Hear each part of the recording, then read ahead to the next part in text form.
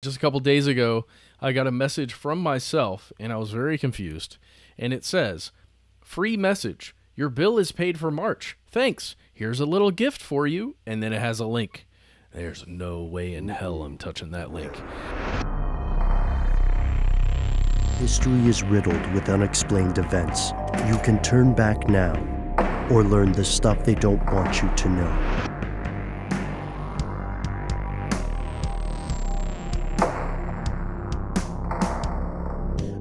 This email comes from Colonel Buffington.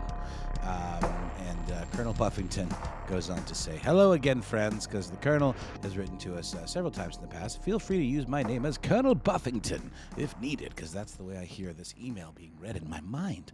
I am attaching a ton of screenshots of friends posting on Facebook about the influx of scam phishing texts they have been getting. Both my husband and I have been getting multitude of them over the past few weeks, and it seems like it just started one day and didn't stop.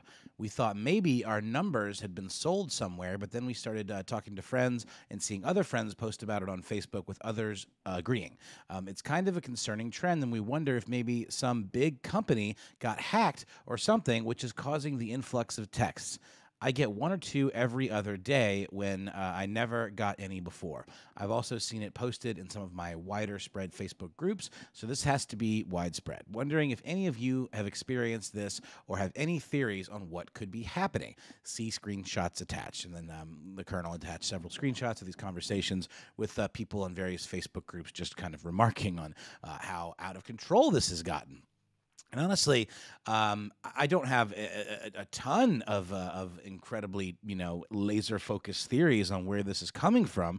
I know that, during the pandemic, a lot of phishing scams really started to take off via email and telephone because of, the idea of people being isolated and a lot of older folks that maybe aren't as tech savvy kind of being targeted. And we'll get to puppy fraud in a little bit. But it is something that you really just kind of have to educate yourself about. And if you're getting a call or any correspondence from someone purporting to be from like your bank or from an organization and is requesting, any kind of, identifying information like a PIN number, even an address, something that could be added to, third-party kind of sign-on or authenticating kind of request. Sometimes they just need a little bit of information to complete those questionnaires and then get into your stuff. So just always be wary of anyone purporting to be, some organization like that reaching out to you, because that just isn't how that happens. You know how hard it is to get a human being on the phone when you want to call the bank or you have some grievance with like a subscription or a service. Like, they're never going to come to you to try to make things convenient. So we can always just depend on the fact that these companies that we rely on are never going to be working in our best interest, or at least in terms of like convenience. So if it seems like they are, it's probably too good to be true. But I have been noticing a good bit of text phishing type situations that have been a little more kind of tricksy. Like, I've been getting a lot of wrong number texts that are like clearly kind of like, say, "Hey, nice seeing you the other night, blah, blah, blah, blah." And then I just usually respond wrong number. But I've noticed a couple times that it's happened. Someone will send a picture back, like a cute girl or something like that, and say, "You don't remember me?" or something. And they send a picture, and I'll be like, "Oh, nope, sorry, wrong number." And then there will be an attempt to start a conversation. Like, if this was you, you'd be a little embarrassed, right? You'd be like, "Oh, so sorry, that's how embarrassing. I sent you a selfie to your total stranger." But instead of just like dropping it, never hearing from this person again, all of a sudden there are these kind of bot-like responses that are coming at me, trying to get me to engage. What do you guys think of that? Do you think that's am I being paranoid, or does that sound super fishy? Yes, and points for the wordplay there. It is super fishy. I think, one unpleasant thing, they have proliferated, both in terms of text and in terms of phone calls. As you're aware, Colonel Buffington, the explanations for this proliferation are multiple, honestly. Whenever there's an economic downturn, scams will proliferate. Sometimes because people feel like it's the best way they can try to make some money. But also, you may experience an uptick in scams based on your own personal activity or events in your life, events that you cannot help but have out there as public information. For instance, this is something that bothers me. I don't think it's super helpful all the time to like talk about my own stuff, but this example is salient here. When my mother passed, and ever since she passed, I have routinely been receiving various messages addressed to her. And typically, that anybody who's been in that situation, you can understand how that might be upsetting to a lot of people. But typically the best thing to do is not to respond directly to spam text or spam calls. In this day and age, you really do need to treat your personal information as though it is cash, because to a lot of data brokers, it is. There was for a long time, and it's still around, there was something called the Congressional Do Not Call list. And that is meaningless now, it would seem. You can put yourself on that. But yeah, it lost its teeth as, I'll say it, as different iterations of Congress and different administrations realized they could make some money, right? And they got along pretty famously with lobbyists who were like, but what are phones for, if not to call people? Let's get rid of this Do Not Call list. Dude, I got on that call list as soon as I heard about it, and it really did work for a time, and it was so great. God, it was great. About a year and a half or two. Yeah. Well, remember that time where like there was this illusion of privacy with cell phones? You know, it's like, well, of course, landlines are fair game in the same way that, like, yeah, you're gonna get junk mail in your mailbox because that information is out there. You know, it's in the phone book. But there's no phone book for cell phones, right? I mean, there are ways of getting people's cell phone numbers. Obviously, usually you have to pay a little something. But there was this period, this blissful time, you know, when it was like, nope, it's my cell phone. I'm safe. I'm protected. In the same way, it used to be like, oh, a Mac could never get a virus, right? But that time has clearly passed too. But yeah, like, I mean, my girlfriend the other day got a text that was actually had pornography in it. It had an image, and it appeared to kind of be like underage pornography, which is problematic on a whole nother level, because then it's like, wait, now I have this on my phone, like I'm like culpable in this exchange. You just delete it and block the number, obviously. But what do you do in these situations, Ben and Matt? Do you guys know of any recourse? And obviously the do not call list is completely useless now, but what if you're getting these messages and it clearly is someone trying to perpetrate a mass fraud? There's not much of a way to fight against it and to even track it, because you can just use, and these groups that are doing this, or individuals that are doing this, are using VoIP numbers, fake numbers, random generators, the things that will just mask them. They're probably using VPNs and other things to mask where they actually are. The amount of investigation you'd have to do to track an individual down who's doing this is probably not worth it to law enforcement, I imagine.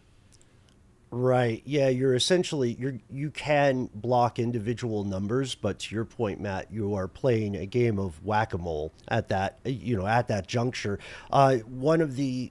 There are ways to turn off what are called spam messages, but also the technology for spoofing something such that it doesn't count as a spam message is out there, and it's pretty easy to access from what I understand.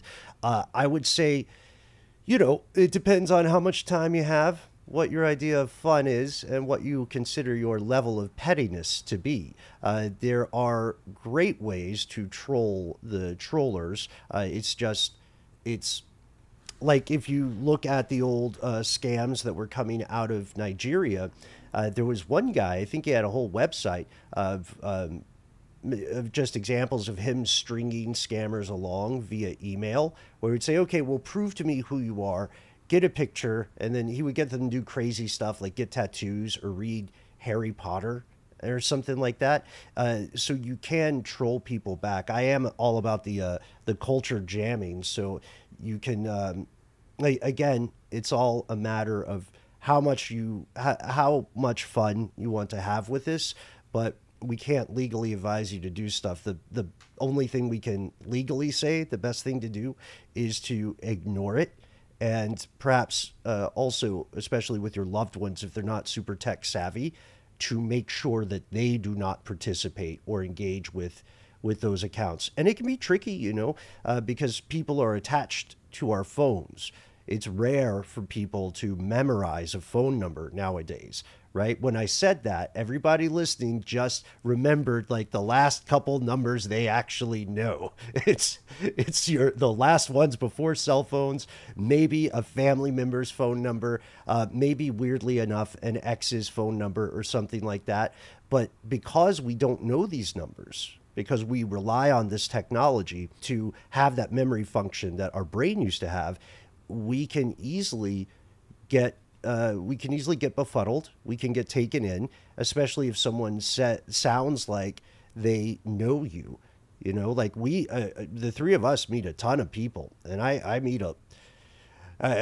in contact with people all over the place from all walks of life. And so sometimes, like if I get a text and it says, "Hey, this is Mike," then I don't know. I know like 78 mics probably at some point. So you have to get a little more proof. But then to do that, you have to ask them which mic.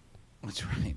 And, Yeah, it used to be too. I mean, nowadays, the spoofing is so good that the numbers it's almost like they target people in certain areas with numbers that are from that area. So it looks more likely to be legitimate. Apple phones or iPhones and Androids do have ways of like identifying suspicious numbers and saying spam risk. You'll usually see that. And I typically won't answer those. Yeah, for sure. But we're talking mainly about the text thing here, because the text thing is different, because it's going to end up on your phone. It's not necessarily going to be rejected unless you've blocked that number. And they're getting a little bit more elaborate. I did find on consumer.ftc.gov, there's a section on how to report spam text messages, and I wasn't aware of this. You can copy the message and forward it to 7726 spam. And then there's also a form on the FTC website at reportfraud.ftc.gov, which will allow you to fill out a little bit more robust kind of questionnaire as to the details of it. But again, it's a little bit like a candle in the wind, to not be crude. Yeah, it's whackable. At least there's something. I mean, to me, one of the funniest things. This hasn't happened to me personally because of some various precautions I've taken, but it's not uncommon now for people to receive a text from their own number. Yes, you guys have heard about this, right? It's you from the future texting to warn you. Yeah. Right. There's texting to warn you about hot singles in your area. Yeah, if you go to theverge.com, you can see an excellent article by Chris Welch about this, and this is very recent. It explains more of that phenomenon. So, Colonel, that's worth a read too if you're interested. But I want to give you an example of that exact thing, guys. Just a couple days ago, I got a message from myself, and I was very confused. And it says, "Free message. Your bill is paid for March. Thanks. Here's a little gift for you." And then it has a link. There's no way in hell I'm touching that link. But it sent it. It just came from my number. And I'd never seen anything like that before. So I'm glad, Ben, that you at least found an example of it occurring. You said The Verge has a report on that? Mm-hmm. It's pretty widespread, actually. It's SMS phishing or smishing. And just to wrap it up, we promised puppy fraud, and there's another Verge article that came out early this month by McKenna Kelly titled "Google Sues Scammer for Puppy Fraud," and it refers to a lawsuit that Google is pursuing against a Cameroonian citizen named Nisha Noel. Close to my heart there, who apparently was using Google Voice phone numbers and Gmail accounts to pretend to sell purebred basset hounds online, and was requesting payment in electronic gift cards, which should be a big old red flag right there. But unfortunately, this particular scam was, in fact, targeting elderly shut-ins, who during the height of the pandemic would not have been able to see anybody and probably weren't super tech savvy, even comfortable doing Zoom or like FaceTime, and probably in a lot of ways had to like communicate with their loved ones through like a letter hole or like, the door. And I could imagine that would have gotten very, very isolating and depressing. And so this person, obviously a pretty awful person, was capitalizing on that and trying to sell the promise of these purebred basset hound puppies using customer testimonials and photos, cute photos of the pups, and actually was pretty successful in selling quite a handful of them and making some money. Not to mention, there was one case they mentioned after this poor victim sent the gift cards in payment, $700 to be precise. Noel continued to kind of, string along this individual, saying, "Oh, well, now we need the puppy delivery company needs an extra $1,500. Don't believe they ship puppies in the mail. Just for the record. Anyway, just absolutely brazen. So yeah, and then of course the puppy never arrived.